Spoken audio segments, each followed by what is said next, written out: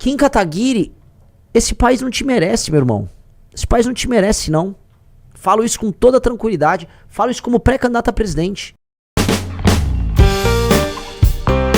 Tá?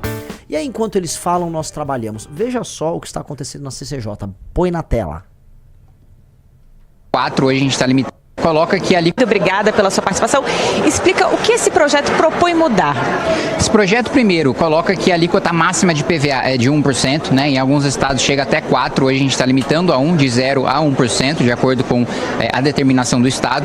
Estabelece a compensação, porque os estados vão perder a arrecadação, né? E a nossa legislação diz que qualquer renúncia de receita precisa de uma estimativa de impacto e uma fonte de receita, e a gente está colocando inicialmente 2 fontes de compensação, mas a gente deve aumentar isso na comissão especial.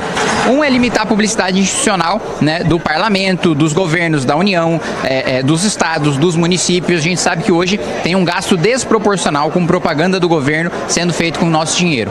Outra fonte de custeio é a gente limitar os gastos com os parlamentos, com o Congresso Nacional, com as Assembleias Legislativas, com as câmaras de vereadores. A gente também sabe que os nossos parlamentos são daqueles que mais gastam, né, no mundo inteiro, então a gente tem essas 2 fontes de compensação, ao mesmo tempo que a gente coloca também como um dos critérios o peso do veículo, também, obviamente, separando por modalidade. Então, transporte de carga vai ter um cálculo de peso diferente daquele do transporte de passeio, diferente daquele do transporte coletivo, né? Mas, de maneira geral, isso entra na base de cálculo e mantendo também um dos critérios que foram adicionados em 2023 em relação ao impacto ambiental do veículo, né? Então, de maneira geral, é isso que a PEC faz. Deputado, e qual a tramitação agora? Aprovado na CCJ, qual o caminho desse projeto? Bom, depois da aprovação, que aliás foi unânime dentro da Comissão de Constituição e Justiça, passa agora para a Comissão Especial, em que se analisa o mérito, né? Primeiro a gente declarou agora que a PEC ela é constitucional, ela não viola nenhuma cláusula pétrea, então pode ser aprovada sem ser declarada inconstitucional. Agora a gente passa para análise de mérito, que é que eu coloquei para você, que a gente deve mudar o texto apresentando mais fontes de compensação, mais cortes de gasto, porque existe uma choradeira generalizada dos governadores e dos prefeitos de que a compensação não é o suficiente. Não tem problema. Eu já fiz um estudo junto com a consultoria da casa, apontando mais de 200 bilhões de reais em cortes de gastos que a gente pode utilizar para compensar, mas nem vai precisar dos 200 bilhões porque o impacto deve ser de 38 bilhões. Então tem gasto de sobra para a gente cortar e compensar a arrecadação dos estados e municípios. Como funciona em outros países que o senhor se inspirou para criar a PEC? Em alguns países europeus, no Japão, em alguns estados dos Estados Unidos, o critério é justamente o peso do veículo, com a seguinte lógica, né, de que se uma das principais funções, né, da tributação sobre o patrimônio do veículo é a manutenção das ruas, das estradas, das rodovias, no caso do Brasil, o IPVA ele não está diretamente vinculado a essa manutenção, ele pode ser utilizado para várias outras coisas, e é por isso que os governadores abusam nas alíquotas, né, para utilizar para outras obras que eles querem em outros setores, mas nesse país a avaliação é de que o impacto no asfalto do veículo, portanto, seu peso é aquilo que faz com que o Estado tenha mais gasto com a manutenção das rodovias, das estradas e das ruas, e, portanto, esse é o critério utilizado aí por parte dos países envolvidos. Certo, obrigada. Deputado Kim Kataguiri, do Partido Missão de São Paulo, e eu devolvo aos estúdios. Partido Missão de São Paulo, caramba! Orgulho demais, né? É isso que nós fazemos, né? É isso que nós fazemos. É por isso que eu preciso montar uma bancada com caras liderados por esse japa. Esse cara é fora de série. Esse cara é um fenômeno da natureza. Esse cara ele é uma aberração. Esse cara não deveria ter nascido no Brasil, tá? O fato desse cara estar no Brasil, a gente tinha que agradecer todo dia. Nossa, esse cara nasceu no Brasil e decidiu ser assim nesse país de filho da puta, tá? Porque assim, cada dia que passa, eu tô mais convencido que nossa tarefa é muito, muito difícil. Que aqui é um país em que as pessoas decidem pelo errado o tempo todo. O tempo todo. As pessoas abraçam picareta. A picaretagem é regra nesse país. O brasileiro gosta de abraçar ladrão. É muito difícil, cara. Todo passo que você dá pra frente, você tem que dar 2 pra trás, porque assim, as pessoas, não, deixa eu amar meu bandido. País que idolatra bandido. É muito difícil fazer qualquer coisa aqui, tá? Muito difícil. Eu vejo quem trabalhando, eu tentando fazer alguma coisa nesse congresso que não tem nada. Eu lembro do Messi jogando contra o Egito ali no... Perdendo 2-0, foi tirar forças do nada e plau, e vira o jogo. É isso. Enquanto ele faz isso, o resto da bancada da direita, o que a direita fez? Tava votando a favor do fim da escala 6x1 com a esquerda. Tava com o bosta do Flávio Bolsonaro votando lá no PL da misoginia. É isso que a direita faz. Aí fica esse cara trabalhando. Eu me pergunto por que ele faz isso. Kim Kataguiri, esse país não te merece, meu irmão. Esse país não te merece, não. Falo isso com toda tranquilidade. Falo isso como pré-candidato a presidente. Falo isso assim, eu vou fazer uma campanha só falando a verdade. Eu não sei o resultado que vai dar. Se o Brasil for um país minimamente correto e se há decência, nós vamos ganhar. Agora, as pessoas estão com a cabeça completamente confusa. Completamente perdida, completamente invertida. As discussões sobre política no Brasil são as mais idiotas do mundo. O Brasil tá preso com 2 bandidos. São 2 bandidos. Aí você chama os caras de bandido. Ah, não, mas esse aqui é um outsider. Que papo de outsider, o quê? Eu vou comentar um negócio, tá? Tá rodando um vídeo aí de um tal de Thomas Trauman, que tá falando de mim aí na Globo News. Bota aí, ele falou, ele soltou uma coluna, né? Eu queria responder a coluna dele, que aparentemente ele me ataca na coluna dele. E assim, um cara que foi consultor político, né, e de marketing do Michel Temer, já deveria, por si só, né, não ter uma opinião, né? Porque foi o pior governo em termos de marketing da história recente do Brasil. Aí ele faz um texto aí, o outsider vem aí, e teve gente, não, isso aqui é bom. Não é nada, é um ataque bosta. Eu volto a falar, um desses caras que repetidores de platitude, de ficar vendendo consultoria por aí.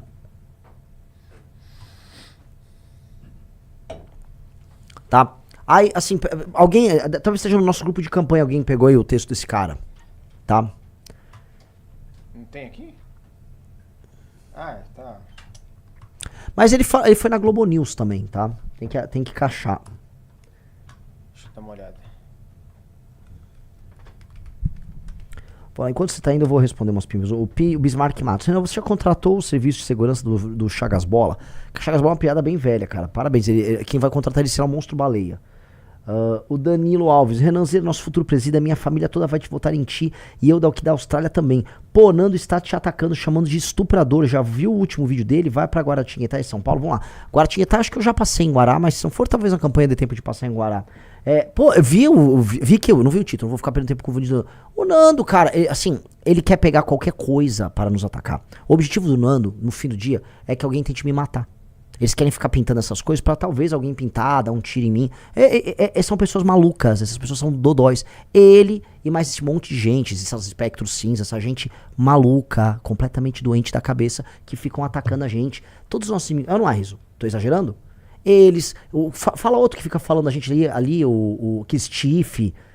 São as pessoas doentes que ficam repetindo mentiras. Eles vão se ver com a justiça. Essas pessoas vão se ver com a justiça. Estou errado, Riso? Já viu toda essa turma? Falaram outro dia pra eu responde 38. Não vou responder maluco, cara. 38, Tiff, Nando Moura, essa gentalha. Deixa essa gentalha aí largada. Sério mesmo. Sério mesmo. Pra essas pessoas, a justiça. Pra essas pessoas, a justiça. Ponto. Nada além disso. Esqueça. Deixa pro Renato pra fazer. Deixa pra música. Eu, tu, nós faz a festa. O bafo chegou. É o cabelinho de boneca. Tá tentando achar ali o vídeo, Riso? Estou tentando ganhar tempo pra você. Não é esse aqui, ó? Tá na sua tela. Vamos ver esse cara falando aí. Quando você olha as pesquisas, isso é uma coisa que assim, eu tenho escrito disso desde o ano passado.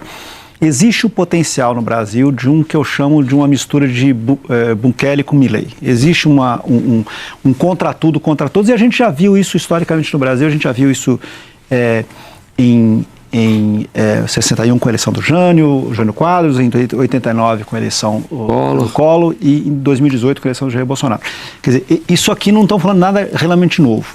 Existe essa coisa do antissistema, anti-tudo, e vamos ser honestos, quer dizer, o fato que... Pausa. O Jânio Quadros, ele foi candidato para um dos maiores partidos do Brasil na eleição dele para presidente da República. O Jânio Quadros, ele foi vereador, prefeito, deputado, governador de São Paulo e depois presidente da República. Isso tudo concorrido pelo maior partido. Não tem nada a ver com a minha pré-candidatura. O Collor, ele foi governador de Alagoas e depois ele concorreu com o apoio da Rede Globo. Todo mundo sabe disso. Fica fazendo esses exemplos. Não, que é o outsider, não sei o que, outsider. O cara era governador de São Paulo, o Jânio Quadros. Só me corrija, eu acho que ele foi candidato pelo PTB. E acho que quem apoiou ele chegou a ser apoiado pelo UDN. Mas chequem aí. Aí fica essas conversas aí. O Collor foi eleito em? O Collor foi eleito em 89, mas tô falando do Jânio, a eleição do Jânio pra presidente.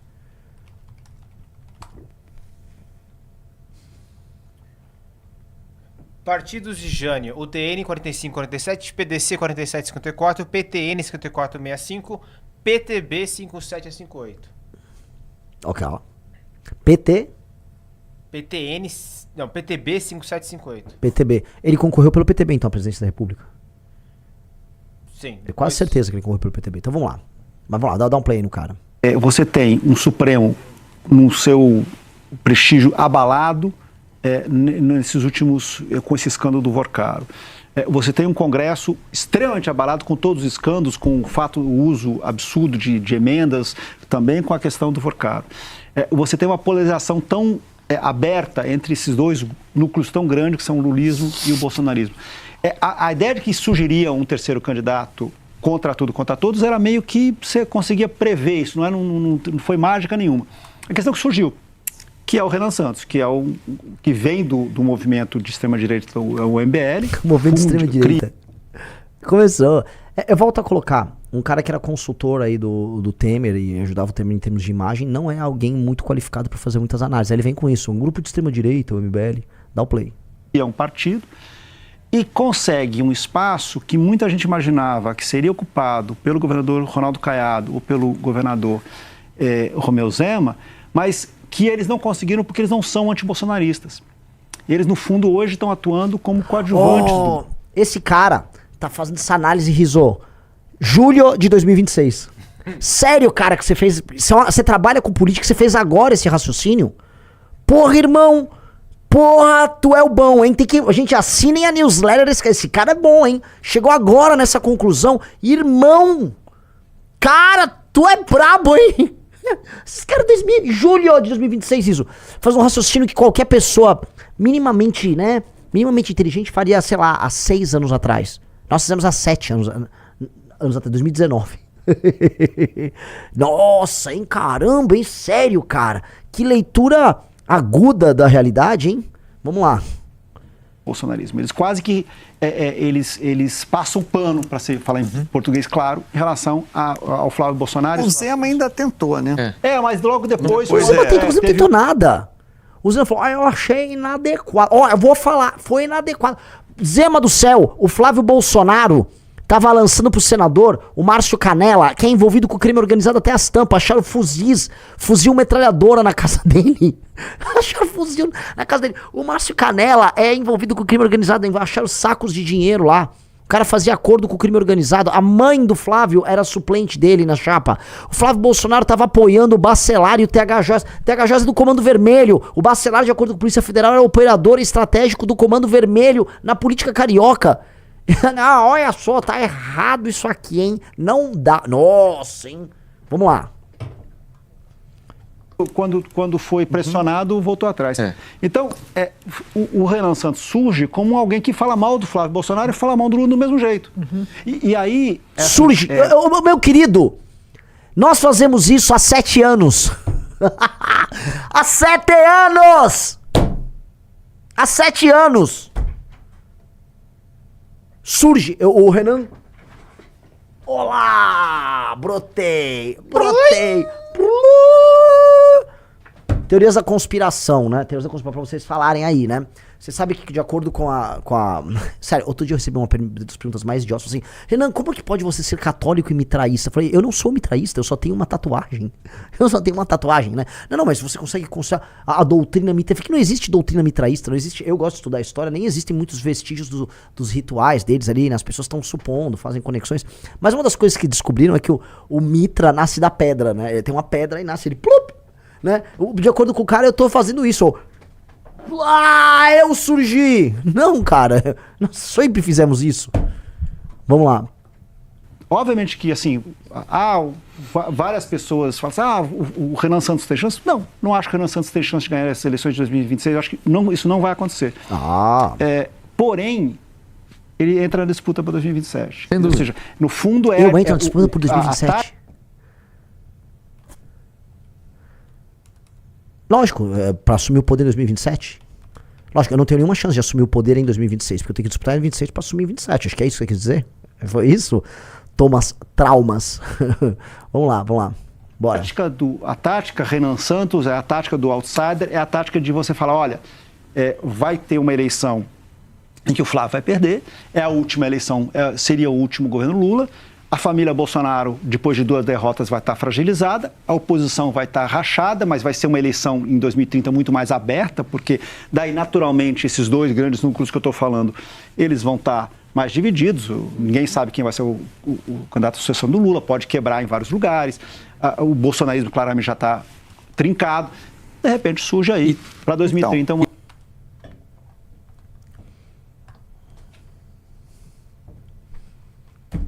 Análises políticas muito sólidas e muito bem construídas com o Thomas Trauman. Assine sua newsletter, né, que você vai receber essas coisas. Olha, pessoal, surgiu um cara que, mano, bate no Flávio, bate no Lula. Olha, e aí, pô, ele tá indo melhor que os governadores. Nossa, cara, sério. Sério. Esse cara é muito bom, Rizzo. Esse cara é muito bom. Esse cara é muito bom. Esse cara é um gênio, cara. Na live. Uhum. Dureza, galera. E assim, essa coisa do outsider, né? Porque quando o texto, olha, só pra avisar, o texto pesquisas... dele é pior do que a entrevista, tá? No texto dele, eu acho que tá num grupo de WhatsApp nosso, tá? Ele vai falar que o Renan traz soluções fáceis pra problemas complexos. Eu adoro isso, porque o cara não conhece as minhas soluções. Ele pegou uns trechos que ele viu na internet e saiu soltando, trechos muito bons, aliás, tá? Mas não, eu trago soluções complexas para problemas fáceis. Essa é a real, tá? Os problemas do Brasil, eles são fáceis de resolver. A questão é que a elaboração é complexa. Então, você vai perguntar como eu resolvo a questão fiscal no Brasil, eu tenho que gastar meia hora falando aqui.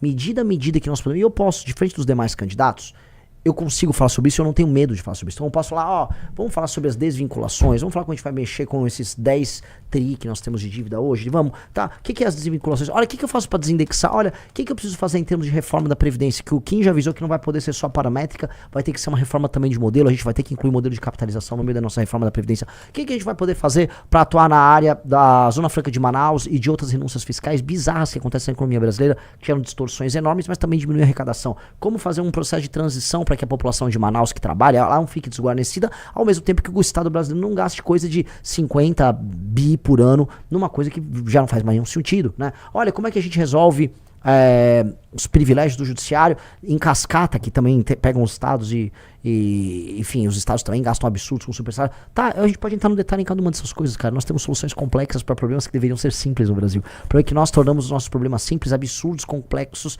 e nós não temos soluções para absolutamente nada. Para segurança, ele fala em matar. Não, jura? O que você faz em segurança? Você dá bombas de chocolate? Você dá sorvetinho na cama lá pro bandido? Não. Ou você prende ou você mata. Me parece que são as únicas 2 soluções que tem. Né? Olha, o bandido cometeu um crime, você vai prender ou você vai matar ele. Se existe uma terceira solução, me parece que não funciona. E nós adotamos a terceira, que é nós soltamos o bandido. Quando prendemos, né? Se prendemos, nós corremos para soltar. Então, vem falar essas coisas, vem me chamar de o outsider que apareceu do nada, ele tem soluções simples, vai, sabe? Temos 6 livros publicados só de propostas. Nós temos, vou somar aqui, milhares de páginas publicadas na maior revista de política e cultura do Brasil em termos de qualidade de conteúdo. Ninguém da turma desse cara, que é um jeca, tem nada disso. Então não venha reduzir a gente. Se você não fez, eu vou falar aqui, se você não fez 1/10 do nosso trabalho, eu dou a chance, tá? De analistas e outros partidos, tá? Faça 1/10 do nosso trabalho. Você fez 1/10, eu ouço sua opinião. Se não fez 1/10 do nosso trabalho, não faz parte de um grupo que fez 1/10 do nosso trabalho, cara, tua opinião é uma bosta. Porque no mínimo não nem leu o que a gente fez. No mínimo não leio. Sabe, cadê? Tem aqui, ó. Temos aqui, ó. 6 livros de soluções soluções simples para problemas complexos, tá? Isso aqui são só os estudos, não é nem o livro amarelo. Se eu pegar todas as valetes publicadas, todas as teses, todas as discussões, todas as lives, simpósios, congressos, eventos, artigos, tá? Vocês nem, né? Aí vem, sabe? Esses caras querem tirar a gente de otário, eu vou falar aqui pra você. Esses caras querem tirar a gente de otário porque a gente é mais novo que eles. Essa é a real. Querem tirar a gente de otário. Aí botam aclinhos, né? Aquele aclinhos no meu quadradinho. Eu sou meio intelectual, tá? Aí querem tirar a gente de otário. Eu sei o otário que eles são. É aqueles caras que eu vi o Michel Temer soltou um documento, né? O documento do Temer soltou. Essa é a turma dele, desse trauma, a turma do Temer. É um documento cheio de platitudes que a gente acha, beleza, concorda aí, coisa, mas vamos aprofundar. Não tem aprofundamento nenhum. Porque não é pra ter aprofundamento nenhum. Não tem entendimento de nação, entendimento histórico sobre qual é o papel do Brasil no mundo, sobre quais são os problemas concretos da alma do Brasil. Não tem nada. Não tem nada. Aí fica esses caras, eu sou um especialista. É especialista em PN. Não, famoso especialista de porra nenhuma. Se você tem vontade de montar um canal de cortes para ajudar a divulgar as ideias do MBL e da missão, eu tenho um treinamento 100% focado mostrando como você pode sair do zero sem saber nada de edição, thumbnail, até você monetizar um canal de cortes e além de estar ajudando no projeto, também ser remunerado por isso. No mês de maio, por exemplo, o canal Inevitável Cortes faturou mais de 30 mil reais apenas de AdSense. O Felino Missionário e o Missão Avança, ambos fizeram mais de 1 milhão de visualizações e faturaram acima dos 14 mil reais. E se isso te interessou de alguma maneira, é só clicar no primeiro link da descrição desse vídeo ou então ler o QR Code que está aparecendo aqui no meio da sua tela agora, onde eu vou te explicar de maneira mais detalhada como você pode começar o seu próprio canal de cortes. Se você apoia o Partido Missão e acompanha de perto cada passo, esse canal é para você.